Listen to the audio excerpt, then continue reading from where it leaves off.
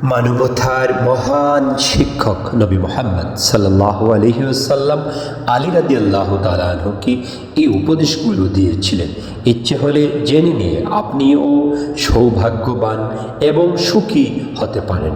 যেমন রাসূল সাল্লাল্লাহু আলাইহি ওয়াসাল্লাম বলেন, হে আলী, আমি তোমাকে কয়েকটি উপদেশ দিচ্ছি, যদি তুমি তাহা গ্রহণ করো তবে তুমি দুনিয়ায় বেঁচে থাকবে সুখী ও সৌভাগ্যবান হয়ে, আর তোমার মৃত্যু হবে শহীদ অবস্থায়, আর কিয়ামত দিবসে তোমার রব তোমাকে উত্তোলন করবেন ফকিহ ও আলেম রূপে।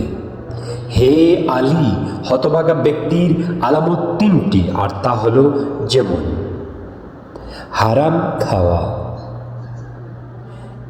ইলম বা ইসলামিক জ্ঞান থেকে দূরে থাকা, একা একা সালাত বা নামাজ আদায় করা। হে আলী, মুনাফিকের আলামত তিনটি, সে মানুষের সাথে সালাত আদায় করে মনোযোগী হয়, আর একা একা সালাত আদায় করে অমনোযোগী হয়ে বা হুড়া তাড়া করে। মজলিসে আল্লাহকে স্মরণ করে কায়মনোচিত্তে, কিন্তু নির্জনে তার প্রভুকে ভুলে যায়।